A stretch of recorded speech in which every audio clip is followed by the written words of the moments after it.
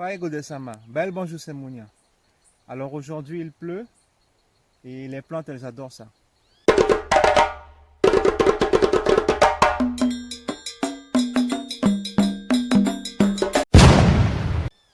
La permaculture c'est pour les fainéants. Oui, effectivement. C'est un petit accrocheur et je vais vous montrer pourquoi. Alors ici, vous avez un bac qui est, on va dire que je suis en train de nettoyer. J'enlève les herbes qui sont là d'origine et j'enlève aussi des racines. Et je vais construire plus loin un deuxième bac qu'on va vous montrer plus tard où je ne vais rien faire. Je vais juste mettre mes bâtons pour délimiter l'emplacement et mettre mes graines. Donc on va mettre les mêmes graines dans chaque bac. Ici ce sera des Sugar Baby. Alors, les Sugar Baby c'est une variété de pastèque.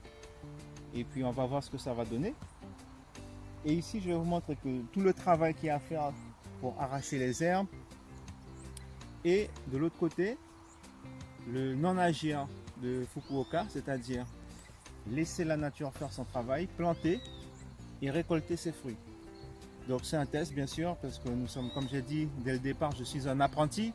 J'apprends l'agriculture, j'apprends la permaculture et j'aimerais que les Guyanais qui regardent cette vidéo-là puissent se lancer aussi dans la permaculture. Parce que je le redis, l'autonomie se gagne et ne se demande pas. Donc il faut faire, nous devons agir pour pouvoir récolter les fruits de notre travail.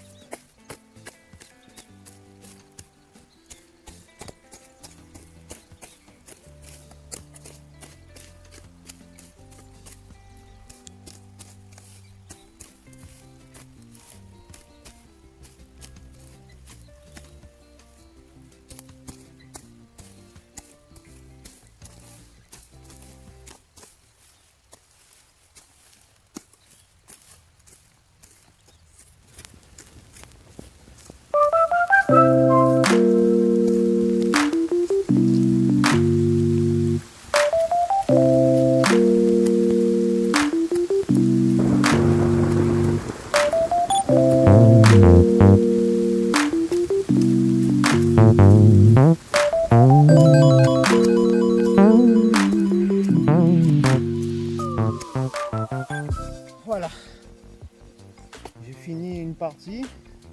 Maintenant je vais passer le râteau pour nettoyer un peu plus. C'est fatigant, c'est un vrai effort physique. Il est organisé 2-3 petits concours bêchage, un vrai sport.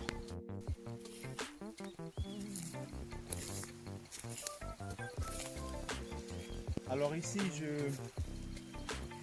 je passe le râteau pour retirer les dernières petites racines qui resteraient, pour enlever les herbes. Ensuite ce tas d'herbes là je vais le remettre sur le couvert. Je vais le pailler, je vais créer ce qu'on appelle en anglais un mulch, c'est-à-dire un tapis qui, comme pour la paille, en fait c'est de la paille, c'est le paillage, redonne de la vie au sol et lui permet de produire. Parce qu'il y aura plein de petits insectes qui vont venir, les petits adventices, ce qu'on appelle les mauvaises herbes, vont revenir, mais un peu moins fortes. Là, je passe petit râteau.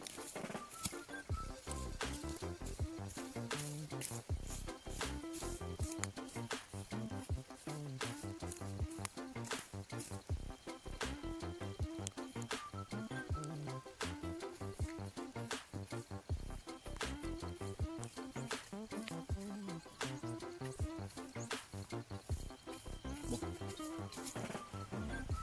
Voilà. Donc ça c'est un gros bloc de racines que je ne vais pas enlever parce que il est bien enfoncé dans le sol. Donc il va rester là.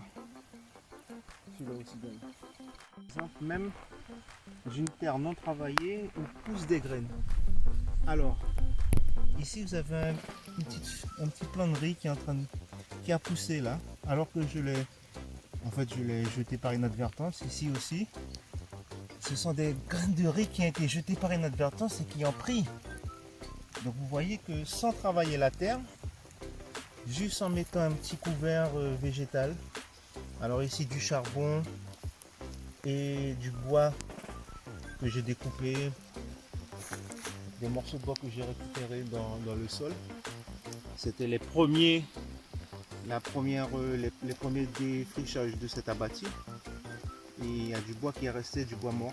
Donc je l'ai récupéré et je le place au sol pour recouvrir le sol. Et vous avez vu que le riz, là, il a pris. Ça, c'est un bon riz guyanais, un bon doux riz guyanais. En bois les chinois, Duka Lichi. Il est costaud. Il ne craint pas la pluie, il ne craint pas le soleil. Il pousse avec pas beaucoup d'eau.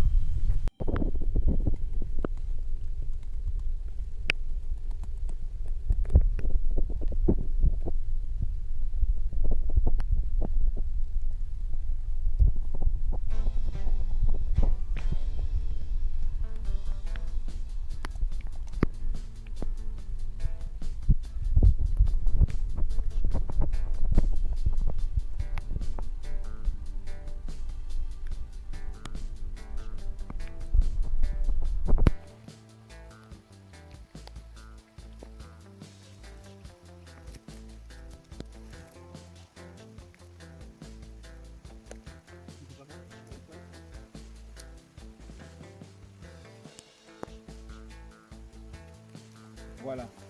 J'ai placé mes 4 piquets. Et puis ensuite, ce que je vais faire, c'est que je vais enlever la paille ici. Et puis je vais mettre mes graines, juste les jeter au sol et placer la paille dessus. Et puis on verra ce que ça va donner. Parce que les Sugar Baby ne sont peut-être pas forcément adaptés à notre climat, à notre terre. Donc peut-être qu'elles vont prendre plus difficilement. Mais vous avez l'exemple avec le riz, qui lui a pris sans problème. Il a été tombé au sol et puis il a pris. Donc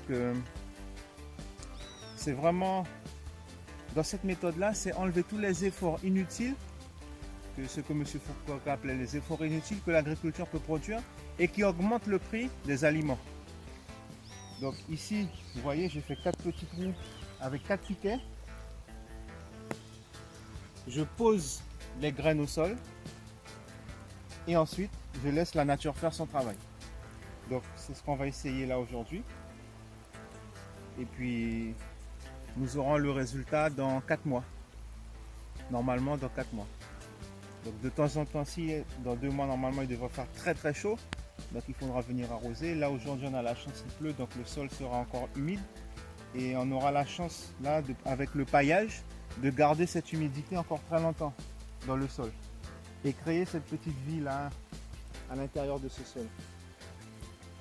Alors ici vous avez la variété Sugar Baby qui donne des pastèques comme ça, bien vertes, bien avec une chair bien rouge, bien juteuse et bien sucrée.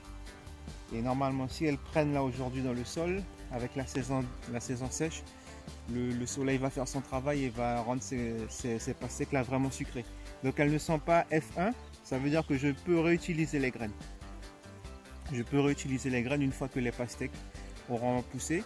Et mon objectif en tout cas dans l'autosuffisance, c'est de récupérer toutes les graines que je peux et surtout les graines de celles qui sont les plus solides, les plus costauds. Et pour pouvoir les ressemer après, pour pouvoir avoir des plants de pastèques. Parce que les graines s'adaptent au sol, les graines s'adaptent au milieu, les graines s'adaptent à leur environnement et elles transmettent leur ADN à leurs générations futures, comme nous on transmet notre ADN à nos enfants. Donc elles font la même chose à leur niveau et ça marche plutôt bien, puisque c'est ce qu'on appelle les semences anciennes. Et l'objectif, enfin, il faut que nous puissions produire nos semences anciennes.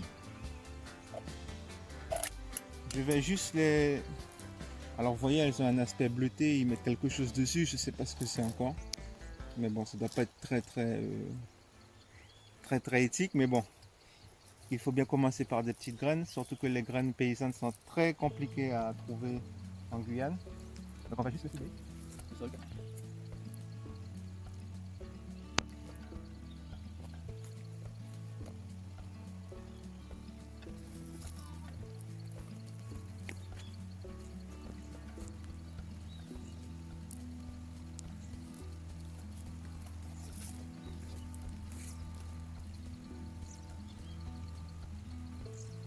Une autre stratégie, c'est de créer des boulettes d'argile. Et les boulettes d'argile avec ce sol, c'est assez facile puisque Le sol ici, il est très argileux. C'est-à-dire que là, vous voyez, ça fait de la boue. Il y a une belle boue, une belle petite boulette. Et à l'intérieur, ça va faire le semis de ma graine. Donc je vais mettre 2 graines. Je vais mettre à l'intérieur, bien au fond, pour les protéger des éventuels petits ravageurs, comme les fourmis rouges par exemple, qui aiment bien attaquer les graines. Ce que j'ai remarqué, c'est que les fourmis noires sont plus conciliantes. Elles sont moins embêtantes à ce niveau-là. Mais bon, on fait avec ce que la nature nous donne. Et en Guyane, on a des fourmis rouges qui aiment les graines. Un des concepts en permaculture, c'est de planter plus que ce qu'on a besoin. Alors bien sûr, il faut des graines. Et c'est pour ça que la condition sine qua non de la permaculture, c'est de récupérer les graines de ce qu'on a planté. Parce que c'est ça qui nous permet, en tout cas, c'est ce qui permet à ces plantes-là de survivre. Donc ici, je vais la mettre telle qu'elle, mais vous pouvez la laisser sécher. Et c'est une façon de faire, il y a 1000 autres façons de faire ces boulettes d'argile. On peut faire avec de l'argile pure et dure. Là j'en ai pas, donc je fais avec ce que j'ai. J'ai la terre de terrain et c'est une très bonne terre. Donc je la mets au milieu des autres et on laisse la nature faire son travail. À partir du moment où la graine est protégée par la terre, il n'y a aucun souci. Elle est remplie d'eau, normalement il n'y a aucun problème. Ces graines-là doivent germer, elles doivent germer. Alors on va mettre aussi les graines dans cette terre-là parce que comme on a dit, on doit voir, on va comparer ce qui est en train de se passer de l'autre côté et ce qui va se passer dans ce bac-là. Et de toutes les façons, quel que soit le résultat de ce côté ou de ce côté, l'essentiel c'est d'avoir des pastèques.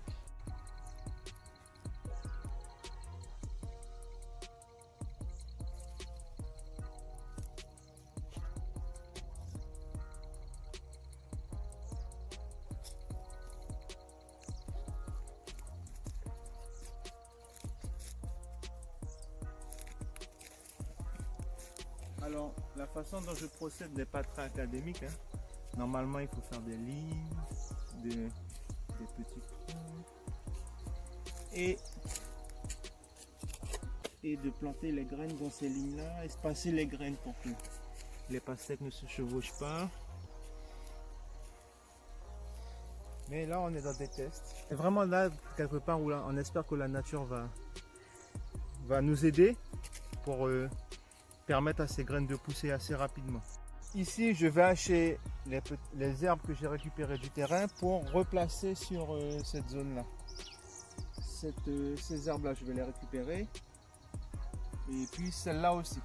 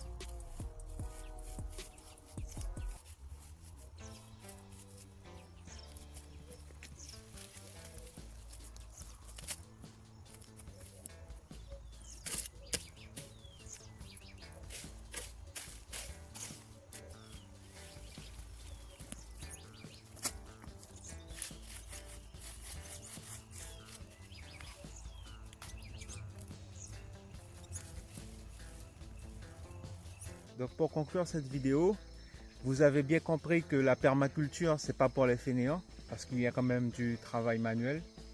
Mais il y a beaucoup de travail, comme disait Fukuoka, qui est inutile dans l'agriculture. Donc comme je dis encore, je suis un apprenti et je teste. Alors j'ai testé, j'ai nettoyé la terre un peu. Ici, il n'y a eu aucun nettoyage de terre, on a juste mis des graines au sol On a mis des graines dans des boulettes d'argile. Vous avez vu ce petit plant de patates douces. Ce petit plant de patates douces, en fait, il a été posé à même le sol, juste paillé. Et aujourd'hui, il a mis sa tête hors du paillage. Avec la petite pluie qui est sortie, j'ai vu sa petite tête hors du paillage. Donc, ça marche pour la patate douce. Ça peut marcher pour d'autres légumes. Ça a marché pour le maïs. Ça a marché pour le riz. Ce qui a marché pour la patate douce marche pour le riz, marche pour le maïs. On va voir aujourd'hui si ça marche pour les pastèques, si ça marche pour les laitues, si ça marche pour la tomate, si ça marche pour les aubergines, si ça marche pour les légumes qu'on a l'habitude de consommer en Guyane, si ça marche pour les céréales qu'on a l'habitude de consommer en Guyane, si ça marche pour les féculents qu'on a l'habitude de consommer en Guyane. Et je vous donne rendez-vous dans 4 mois pour voir si ces légumes-là ont poussé. Entre-temps, il y aura d'autres vidéos. Si tu veux une Guyane autonome, si tu veux t'émanciper, alors mets la main à la terre, libère-toi, cultive.